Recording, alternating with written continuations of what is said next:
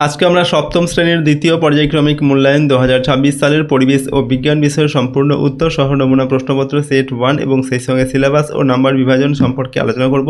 তো চলো এই ভিডিওতে আমরা ক্লাস 7-এর সেকেন্ড ইউনিট টেস্ট 2026 পরিবেশ ও বিজ্ঞান বা সায়েন্স সাবজেক্টের এই কোশ্চেন পেপার এবং তার উত্তরগুলো দেখে নিই। দেখো, সেকেন্ড সামেটিভ ইভ্যালুয়েশনে তোমাদের যে সিলেবাস রয়েছে সেখানে ভৌত পরিবেশ, এখান থেকে আলো, চুম্বক, তড়িৎ, পরিবেশ বান্ধব শক্তি, এরপর পরিবেশের সজীব উপাদানের গঠনগত বৈচিত্র্য ও কার্যগত প্রক্রিয়া, এই অধ্যায়গুলো তোমাদের পড়তে হবে সেকেন্ড সামেটিভ ইভ্যালুয়েশনের জন্য। তারপর তোমাদের দেখো কীরকম প্রশ্ন থাকবে পরীক্ষা। টোটাল 50 নম্বরের পরীক্ষা নেওয়া হয়, সময় থাকে 1 ঘন্টা 30 মিনিট। প্রথমে 12টি এমসিকিউ প্রশ্নের উত্তর লিখতে হবে, সঠিক উত্তর এখান থেকে বেছে নিয়ে লিখতে হবে। তো এই প্রশ্নগুলো দেখো তোমাদের আলো অধ্যায় থেকে 4টি প্রশ্ন থাকছে, বাকি যে অধ্যায় সেগুলো থেকে 2টি করে প্রশ্ন দেওয়া থাকবে। এরপর 1 নম্বর মানের অতি সংক্ষিপ্ত প্রশ্নের উত্তর লিখতে হবে 10টি, 10 একে 10 নম্বর। এগুলো হচ্ছে তোমাদের প্রতিটা অধ্যায় থেকে দেখো 2টি করে প্রশ্ন উত্তর লিখতে হবে, 5 দুগুণে 10টা প্রশ্ন থাকবে। এরপর 2 নম্বর মানের 2টি প্রশ্নের উত্তর করতে হবে, 2 দুগুণে 4 নম্বর। তারপর এই যে 2 নম্বর মানের প্রশ্ন সাধারণত তোমাদের আলো অধ্যায় থেকে দেওয়া থাকে এই প্রশ্নগুলো। তারপর হচ্ছে 3 নম্বর মানের তোমাদের 8টি প্রশ্নের উত্তর লিখতে হবে, 3 8 24 নম্বর, ঠিক আছে।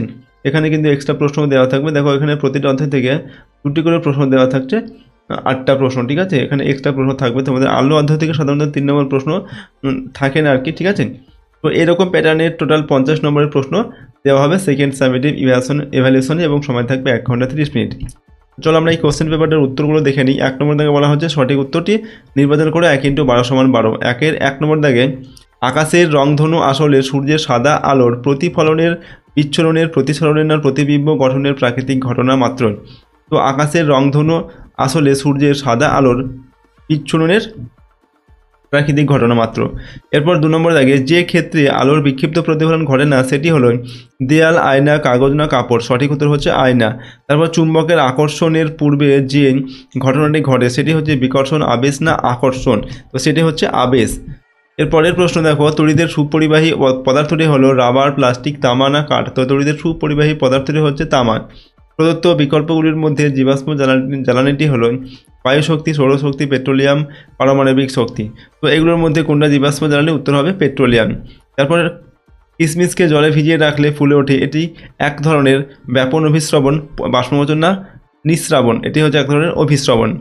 তারপর কোন মাছের বাচ্চারা আলো কম পেলে মারা যায়? স্যামন, তিমি, ক্লাউন না টুনা। উত্তর হবে স্যামন। মূলরোম অঞ্চলটি থাকে মূল অঞ্চলের উপরে, তারপর হচ্ছে স্থায়ী অঞ্চলের উপরে, বর্ধনশীল অঞ্চলের উপরে কোনোটি নয়। সঠিক উত্তর হবে বর্ধনশীল অঞ্চলের উপরে থাকে মূলরোম অঞ্চলটি। সূচিচিত্র ক্যামেরায় গঠিত প্রতিবিম্ব, ছায়া, প্রতিকৃতি কোনোটি নয়। তো সূচিচিত্র ক্যামেরায় গঠিত হয় সেটা হচ্ছে প্রতিকৃতি গঠিত হয়। 10 নম্বর দাগে ভেলামেনের অবস্থান হলো আরোহী মূলে, পত্রজ মূলে, কণ্টক মূলে, বায়বীয় মূলে। তো ভেলামিন এর অবস্থান হচ্ছে বায়বীয় মূলে, যেমন হচ্ছে অর্কিড। তারপরে দেখো আপাতন কোণ 40 ডিগ্রি হলে আপাতন কোণ ও প্রতিফলন কোণের সমষ্টি কত হবে? 60 ডিগ্রি, 80, 90 ডিগ্রি, 80 ডিগ্রি না 40 ডিগ্রি? এখানে উত্তর হবে 80 ডিগ্রি, যেহেতু প্রতিফলন কোণের সূত্রানুসারে হচ্ছে আপাতন কোণ সমান প্রতিফলন কোণ। তো আপাতন কোণ যা হবে প্রতিফলন কোণও তাই হবে, ঠিক আছে। তো এখানে আপাতন কোণ 40 ডিগ্রি হলে আপাতন আর প্রতিফলন কোণের যে সমষ্টি সেটা হবে 80 ডিগ্রি। বাল্বের ফিলামেন্ট তৈরি হয় যে ধাতু দিয়ে সেটা হচ্ছে নাইক্রোম, ফিউজতার, টিন না ট্যাংস্টেন। তো ট্যাংস্টেন দিয়ে বাল্বের ফিলামেন্ট তৈরি হয়। তারপর দেখো 2 নম্বর দেখে নিচে প্রশ্নগুলোর নির্দেশ মতো উত্তর দেবে। 1 × 10 = 10। 2 এর 1 নম্বর দেখে 2 এক কথায় উত্তর লিখতে হবে। তড়িৎ চুম্বকের 2টি ব্যবহার লেখো। তো 1 নম্বর হচ্ছে ইলেকট্রিক কলিং বেল তৈরিতে, এবং 2 নম্বর চোখের ভিতর লোহার গুঁড়ো ঢুকে গেলে তা বের করার জন্য ডাক্তাররা এটি ব্যবহার করে, অর্থাৎ এই তড়িৎ চুম্বক ব্যবহার করা হয়। 2 নম্বর হচ্ছে আলোক রশ্মির সমতল দর্পণে লম্ব আপতন ঘটলে প্রতিফলন কোণের মান কত হবে? তো আলোক রশ্মি যদি সমতল দর্পণের লম্বভাবে আপতন কোণটা হয় লম্ব, তাহলে কী হবে? প্রতিফলন কোণটা 0 হবে, অর্থাৎ যেভাবে যাবে সেদিকে আবার ফিরে আসবে আর কি, ঠিক আছে। এখানে কোনো প্রতিফলন কোণ তৈরি। 3 নম্বরে হচ্ছে নৌ কম্পাসে কী ধরনের চুম্বক ব্যবহৃত হয়? এখানে উত্তর হবে চুম্বক শলাকা ব্যবহৃত হয়, ঠিক আছে, নৌ কম্পাসে। পরের প্রশ্ন হচ্ছে 4 নম্বরে সৌর কোষের 2টি ব্যবহার লেখো। 1 নম্বর কৃত্রিম উপগ্রহে বা মহাকাশযানে তড়িৎ যোগানে, এবং 2 নম্বর হচ্ছে সোলার ক্যালকুলেটরে এই সৌরকোষ ব্যবহার হয়। তারপর হচ্ছে কাণ্ডের যে জায়গা থেকে শাখা বা পাতা বের হয় সেই জায়গাটাকে কী বলে? সেটাকে বলা হয় পর্ব বা নোড। তারপর দেখো শূন্যস্থান পূরণ করতে হবে। 1 নম্বর দেখে সদ্বিম্ব বস্তুর সাপেক্ষে ড্যাশ হয়। তো সদ্বিম্ব বস্তুর সাপেক্ষে অবশীর্ষ বা উল্টো হয়।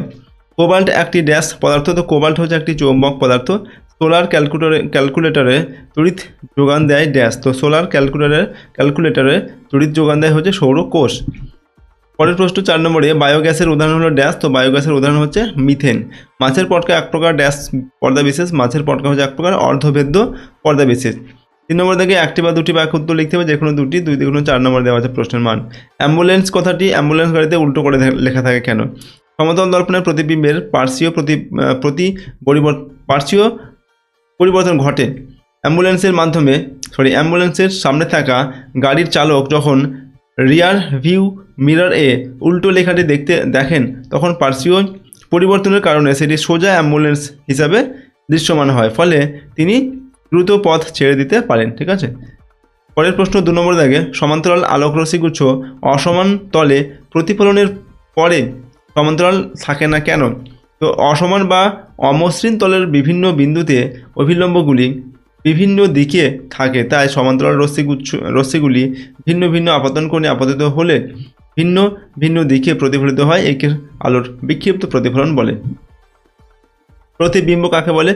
কোনো বিন্দু উৎস থেকে নির্গত আলোকরশ্মিগুচ্ছ প্রতিফলিত বা প্রতিষ্ঠিত হওয়ার পর যদি অন্য কোনো বিন্দুতে মিলিত হয় বা অন্য কোনো বিন্দু থেকে অবস্থিত হচ্ছে বলে মনে হয়, তবে দ্বিতীয় বিন্দুটিকে প্রথম বিন্দুর প্রতিবিম্ব বলে। 4 নম্বর থেকে 3-4টে বাক্য উত্তর লিখতে হবে, যে কোনো 8টি। 3-8টে 24 নম্বর দেওয়া আছে। 1 নম্বর থেকে আলোর প্রতিফলন কাকে বলে? প্রতিফলন দুটির সূত্র লিখুন। তো আলোকরশ্মি কোনো স্বচ্ছ মাধ্যমের মধ্য দিয়ে যাওয়ার সময় অন্য কোনো তলে আপতিত হলে রশ্মির কিছু অংশ দিক পরিবর্তন করে আবার প্রথম মাধ্যমে ফিরে আসে, এই ঘটনাকে প্রতিফলন বলে। তারপর এর সূত্র কি না, আপতিত রশ্মি, প্রতিফলিত রশ্মি এবং আপাদন বিন্দুতে প্রতিফলকের ওপর অঙ্কিত অভিলম্ব একই সমতলে থাকে। এটা হচ্ছে এই প্রতিফলনের সূত্র। তারপর 2 নম্বর সূত্র কি, আপাদন কোণ ও প্রতিফলন কোণের মান সর্বদা সমান হয়। পরের প্রশ্ন হচ্ছে প্রাকৃতিক ও কৃত্রিম চুম্বকের মধ্যে দুটি পার্থক্য লেখো। তড়িৎ চুম্বকের শক্তি কিভাবে বৃদ্ধি করা যায়? তো প্রাকৃতিক চুম্বক আর কৃত্রিম চুম্বকের মধ্যে পার্থক্য 1 নম্বর হচ্ছে আকৃতিগত পার্থক্য কি, এদের কোনো নির্দিষ্ট জ্যামিতিক আকৃতি থাকে না প্রাকৃতিক চুম্বকের, আর এদের প্রয়োজন অনুযায়ী নির্দিষ্ট জ্যামিতিক আকৃতি, যেমন হচ্ছে দণ্ড চুম্বক, অশ্বক্ষুর আকৃতি চুম্বক, ঠিক আছে, এরকম আকার দেওয়া হয় বা আকৃতি দেওয়া হয় এই কৃত্রিম চুম্বকের। 2 নম্বর হচ্ছে চুম্বকত্ব বা শক্তি, এদের আকর্ষণ ক্ষমতা বা শক্তি খুব কম এবং তা বাড়ানো বা কমানো যায় না, আর এদের আকর্ষণ ক্ষমতা অনেক বেশি এবং প্রয়োজন মতো চুম্বক শক্তি বাড়ানো বা কমানো যায়। ঠিক আছে, কৃত্রিম চুম্বকের। তারপর দেখো শক্তি বৃদ্ধি কীভাবে করা যায় না, তড়িৎ প্রবাহের মাত্রা বাড়ালে বা কাঁচা লোহার মজ্জার ওপর তারের পাক সংখ্যা বাড়ালে তড়িৎ চুম্বকের শক্তি বৃদ্ধি পায়। 3 নম্বরে সৌরশক্তি ব্যবহারের দুটি সুবিধা লেখো। দুটি প্রচলিত শক্তির উৎস লেখো। তো দেখো সৌরশক্তি ব্যবহারের দুটি সুবিধা লিখতে বলা হয়েছে। 1 নম্বর সুবিধা কি, সৌরশক্তি অফুরন্ত এবং পরিবেশ বান্ধব, ঠিক আছে, যা পরিবেশ দূষণ ঘটায় না। তারপর হচ্ছে এটি ব্যবহারে জ্বালানি খরচের প্রয়োজন নেই। আর এরপর প্রচলিত শক্তির উৎসগুলো যেমন কয়লা এবং খনিজ তেল, এগুলো হচ্ছে প্রচলিত শক্তির উৎস। 4 নম্বর দেখে ইলেকট্রিক বাল্বের ফিলামেন্ট কি দিয়ে তৈরি? এলইডি এর পুরো কথাটি কি? এতে কোন শক্তিতে রূপান্তরিত হয়? তো দেখো ইলেকট্রিক বাল্বের ফিলামেন্ট ট্যাংস্টেন ধাতু দিয়ে তৈরি। এলইডি এর পুরো কথা হলো লাইট এমিটিং ডায়োড। তারপর এতে তড়িৎ চুম্বক আলোক শক্তিতে রূপান্তরিত হয়। ওকে, পরের প্রশ্ন 5 নম্বরে ব্যাপন ও অভিশ্রবণ দুটি পার্থক্য লেখো। পরাগযোগ কাকে বলে? তো ব্যাপন আর অভিশ্রবণ এর পার্থক্য কি? 1 নম্বর হচ্ছে পর্দার প্রয়োজনীয়তা অনুসারে এদের পার্থক্য।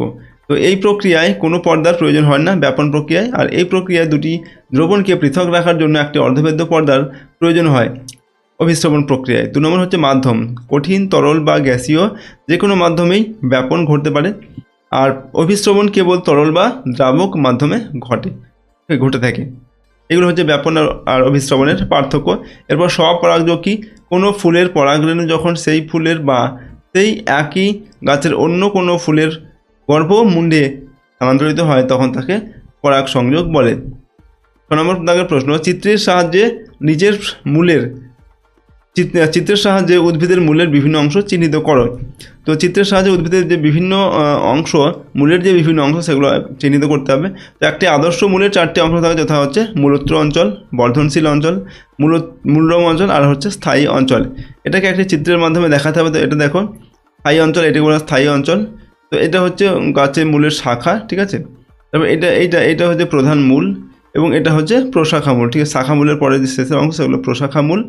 এই অংশটা হচ্ছে আমাদের মূল রোম অঞ্চল, এই অংশটাকে বর্ধনশীল অঞ্চল বলা হচ্ছে এবং সবশেষে এটা এই টুপির মধ্যে যে অংশ এটাকে বলা হয় মূলত্র অঞ্চল। ওকে, তো এটা একটা আদর্শ মূলের বিভিন্ন অংশ। তারপর 7 নম্বর দাগে আকর্ষণের চেয়ে বিকর্ষণী চুম্বকত্বের প্রকৃষ্ট প্রমাণ, এটা ব্যাখ্যা করে লিখতে হবে। তো একটি চুম্বক কোনো চুম্বক পদার্থ যেমন হচ্ছে লোহা, ওকে, এবং বিপরীত মেরু উভয়কেই আকর্ষণ করতে পারে। অর্থাৎ একটা চুম্বক সেটা লোহাকে অবশ্যই আকর্ষণ করে এবং চুম্বকের যে বিপরীত মেরু সেটাকেও কিন্তু আকর্ষণ করে। তাই আকর্ষণ দেখে নিশ্চিত হওয়া যায় না যে বস্তুটি চুম্বক কিনা, কিন্তু বিকর্ষণ কেবল দুটি চুম্বকের সমমেরুর মধ্যেই ঘটে। তাই কোনো বস্তু যদি অপর একটি চুম্বক দ্বারা বিকর্ষিত হয় তবে নিশ্চিত হওয়া যায় যে বস্তুটি একটি চুম্বক। তারপর হচ্ছে 7 নম্বর দাগে ফিউজ তার কি, এটি কিভাবে কাজ করে তা লেখো। তো দেখো, ফিউজ তার হলো টিন ও সিসার সংকর ধাতু দিয়ে তৈরি একটি কম গলনাঙ্ক বিশিষ্ট তার। এর কার্যপদ্ধতি কীরকম, এটি বর্তনীতে শ্রেণী সমবায়ে যুক্ত থাকে। যখন বর্তনীতে তাপমাত্রার অতিরিক্ত তড়িৎ প্রবাহিত হয় তখন উৎপন্ন তাপে ফিউজ তারটি গলে গিয়ে সংযোগ বিচ্ছিন্ন করে দেয়। এর ফলে মূল্যবান বৈদ্যুতিক সরঞ্জামগুলি পুড়ে যাওয়ার হাত থেকে রক্ষা পায়। 9 নম্বর দাগে হচ্ছে জৈব গ্যাসকে কীভাবে কাজে লাগানো যায়, একটি অপ্রজ্বলিত শক্তির নাম লেখুন। তো জৈব গ্যাসকে অর্থাৎ বায়োগ্যাসকে রান্নার কাজে জ্বালানি হিসাবে এবং আলো জ্বালানোর কাজে বা জেনারেটরের মাধ্যমে বিদ্যুৎ উৎপাদনে ব্যবহার করা যায়। এটি একটি অপ্রচলিত শক্তির নাম হলো জোয়ার ভাটার শক্তি বা সৌরশক্তি, এইগুলো। তারপর প্রশ্ন, দেখো এই ছিল তোমাদের ক্লাস 7-এর বিজ্ঞান বিষয়ের সমস্ত প্রশ্ন উত্তর, ঠিক আছে, সেকেন্ড ইউনিট টেস্টের। এবং এই প্রশ্নদের যে PDF ফাইল সেগুলো যদি তোমরা পেতে চাও আমাদের অ্যাপটিকে ডাউনলোড করবে, অ্যাপের লিঙ্ক ডেসক্রিপশন বক্সে দেওয়া আছে এবং গুগল প্লে স্টোরে গিয়ে তোমরা সহজ লেসন লিখে সার্চ করলেও অ্যাপটিকে পাবে। সেখান থেকে তোমরা অ্যাপটিকে ডাউনলোড করে নিয়ে ইনস্টল করবে এবং তারপর তোমাদের রেজিস্টার করতে হবে। সেখানে রেজিস্টার করার জন্য নাম, ফোন নাম্বার, অর্থাৎ এখানে মোবাইল নাম্বার দেবে, ইমেল আইডি লিখবে, স্টেট ওয়েস্ট বেঙ্গল লিখবে, সিটি নিজের এলাকার নাম লিখবে আর পাসওয়ার্ড দেবে নিজের মতো তৈরি করে, যেটা তুমি মনে রাখতে পারবে। তারপর রেজিস্টার করবে, পরের বার সেম ফোন নাম্বার আর সেম মোবাইল নাম্বার দিয়ে এখানে রেজিস্টার করে নেবে এবং রেজিস্টার করার পর তোমরা অ্যাপটিকে ওপেন করে ব্যবহার করতে পারে। কীভাবে ব্যবহার করবে আমি তোমাদের দেখিয়ে দিচ্ছি। ও তার আগে তোমরা অবশ্যই গুগল প্লে স্টোর থেকে অ্যাপটিকে একবার এখান থেকে 5 স্টার রেটিং দিয়ে পোস্ট করবে, ঠিক আছে। দেখো, ওপেন করার পর তোমাদের প্রথমে ক্লাসগুলোকে সিলেক্ট করতে হবে। তো যে ক্লাসগুলো এখানে রয়েছে সিলেক্ট করার জন্য সবার উপরে এখানে ক্লিক করবে। এখানে ক্লিক করে এই যে ক্লাসগুলো রয়েছে তোমাদের ক্ষেত্রে এরকম সাদা হয়ে থাকবে, তো তোমরা ট্যাপ করে এগুলো সব সিলেক্ট করে নিয়ে নিচে যে সেভ চেঞ্জ এই বাটন রয়েছে এখানে ক্লিক করবে, তারপর ইয়েস বাটনে ক্লিক করে দেবে। তাহলে কিন্তু অ্যাপটি খুলে যাবে, যে কোর্সগুলো রয়েছে সেগুলো সব এখানে দেখা যাবে। ওকে, তো এখানে দেখো প্রথমে তোমাদের এখানে একটা অপশান রয়েছে দেখতে পাচ্ছ অল কোর্স, এখানে যদি ক্লিক করো এখানে যে কোর্সগুলো রয়েছে এই অ্যাপের মধ্যে সেগুলো দেখা যাবে। এখান থেকে এই যে ফ্রি ভিডিও রয়েছে এখান থেকে ফ্রি ভিডিওসগুলো দেখা যাবে। এখানে ফ্রি কোর্স কয়েকটি দেওয়া আছে সেগুলো এখান থেকে দেখতে পাবে। এখানে ইবুক থাকবে, এখানে ডেইলি কুইজ থাকবে আর এই যে মাই পেড কোর্স, এখানে হচ্ছে যে পেড কোর্সটা তুমি পারচেজ করবে সেটা এখান থেকে ক্লিক করলে এখান থেকে দেখতে পাবে। এবার নিচেরগুলো হচ্ছে পেইড কোর্স দেওয়া আছে বিভিন্ন ক্লাসে। যদি তুমি যে কোনো ক্লাসের কোর্স নিতে চাও, যেমন ক্লাস 7-এর কোর্সটা যদি তুমি নিতে চাও সেকেন্ড ইউনিট টেস্ট 2026 সালের জন্য বাংলা, ইতিহাস, ভূগোল, বিজ্ঞান আর ইংরেজির অধ্যায়ভিত্তিক প্রশ্ন উত্তর রয়েছে এখানে এবং 5টি করে মডেল কোশ্চেন পেপার সেট সম্পূর্ণ উত্তর করে দেওয়া থাকবে এবং প্র্যাকটিস সেট দেওয়া থাকবে, ঠিক আছে। তো এগুলো তুমি বাই করতে চাইলে এখানে বাই নাতে ক্লিক করে বাই করে নিতে পারো। জাস্ট এখানে প্রাইস রাখা হয়েছে 299, ঠিক আছে। খুব অল্প প্রাইসের মধ্যে তোমরা সমস্ত পিডিএফগুলোকে নিজেদের ফোনে ডাউনলোড করে নিতে পারবে। তার সঙ্গে তোমরা যদি চাও প্লে লিস্টে ক্লিক করে এটা চেক করে নিতে পারবে ডিটেলসগুলো। তারপর দেখো এখানে এটা চেক করার পর এই যে উপরে কন্টেন্ট অপশান রয়েছে, কন্টেন্ট বাটন যদি ক্লিক করো তারপরে এই PDF অপশানে ক্লিক করতে হবে। তাহলে কিন্তু এখানে সাবজেক্ট ওয়াইজ এগুলো সব চলে আসবে। যেমন বাংলা, ইতিহাস, ভূগোল, সায়েন্স যেগুলো রয়েছে, যেমন আমি সায়েন্সে যদি ক্লিক করি দেখো সায়েন্সের প্রথমে হচ্ছে সাবজেক্ট মানে অধ্যায়ভিত্তিক যে প্রশ্ন সেগুলো প্রথমে দেওয়া আছে, এখান থেকে পিডিএফগুলো ডাউনলোড করতে পারবে। তারপর প্রথমে দেখো আমি 3টে করে সেট দিয়েছিলাম, তারপর আরও 2টি সেট অ্যাড করে দিয়েছি, এখানে 5টি করে সেট দেওয়া হয়েছে। 5টা হচ্ছে মডেল কোশ্চেন পেপার যেগুলোর উত্তর করে দেওয়া আছে সম্পূর্ণ এবং 5টা প্র্যাকটিস সেট দেওয়া আছে, এগুলো থেকে তোমরা প্র্যাকটিস করতে পারবে। এই সেটগুলো যদি প্র্যাকটিস করো এই 5টি সেট, এই 5টা সেটের মধ্যে থেকে তোমাদের পরীক্ষায় সাধারণত প্রশ্ন আসে, এর বাইরে সাধারণত প্রশ্ন তোমাদের কিন্তু আসবে না। তো এই সেটগুলো প্র্যাকটিস করে নেবে। তো চাইলে তোমরা যে কোনো ক্লাসের যে কোনো কোর্স এখান থেকে নিতে পারো, ঠিক আছে। এবং যে প্রি কোর্স রয়েছে সেগুলো তোমরা চাইলে এখান থেকে ব্যবহার করতে পারো। ওকে, তো আজকের এই ভিডিওটি আমি এখানে শেষ করছি। সম্পূর্ণ ভিডিওটি দেখার জন্য অসংখ্য ধন্যবাদ।